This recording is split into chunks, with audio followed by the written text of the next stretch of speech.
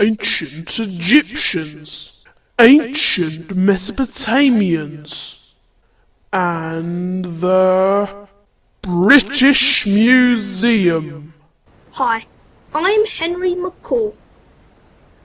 The ancient Mesopotamian civilization started in about 3100 BC.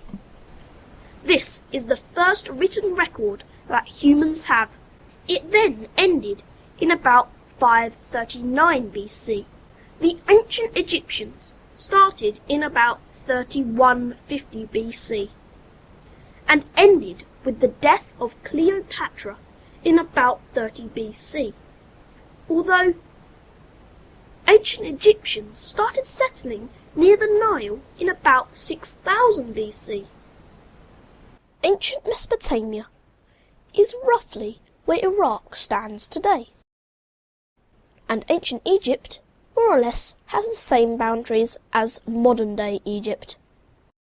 Over to Andrew Nubis for more facts about Egypt and Mesopotamia. Thank you, Henry.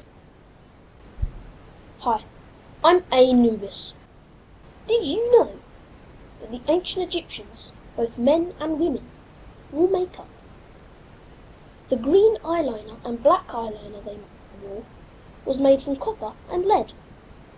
They believed it had healing powers. Infections were treated with moldy bread. Imagine that. Disgusting. The Egyptians thought that the earth was flat and round, and the River Nile ran through the centre of it. Mr. Sherrington was mummified with King Khufu and placed in the Great Pyramids of Giza, obviously the biggest one.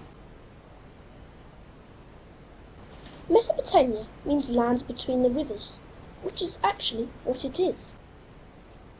Mr. Barrow was born in about 2300 BC and is a Mesopotamian god. Mesopotamia was ruled by just two civilizations. Firstly, the Sumerians, and when the Sumerians mysteriously vanished, the Babylonians took over. When they did this, they developed a totally new language, but yet had the same gods.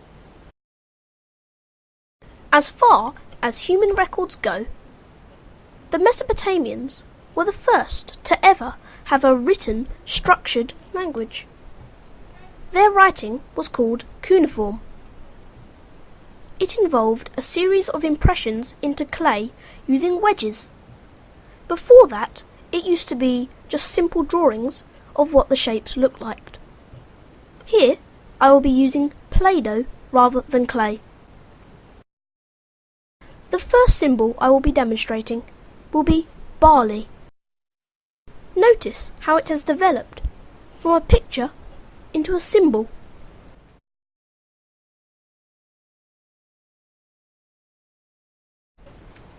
Next, I will be writing bird.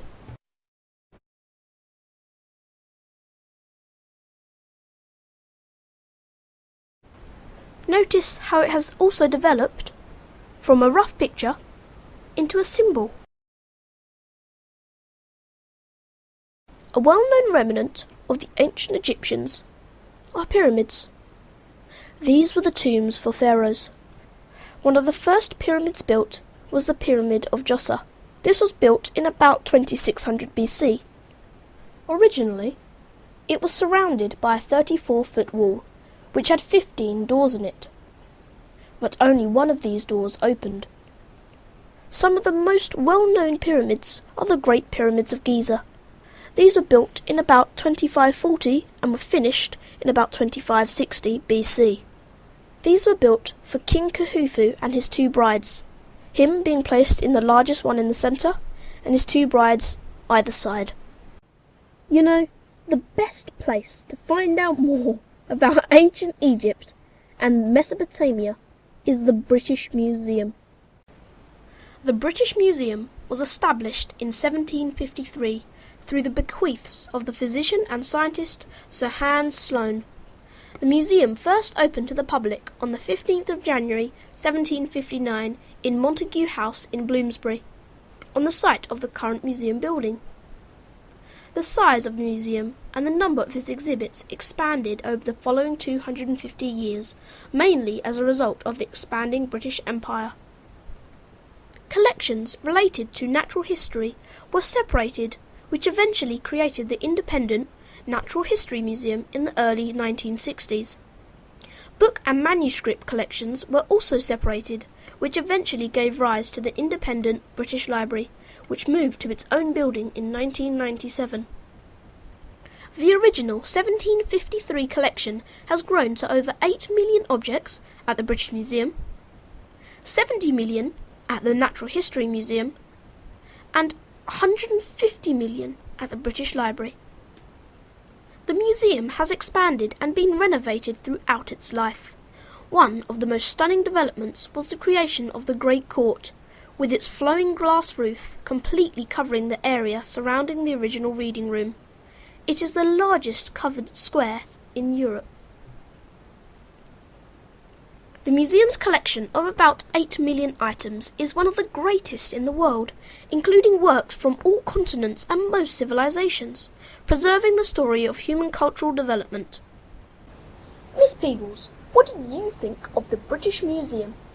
I thought the exhibits were quite intriguing.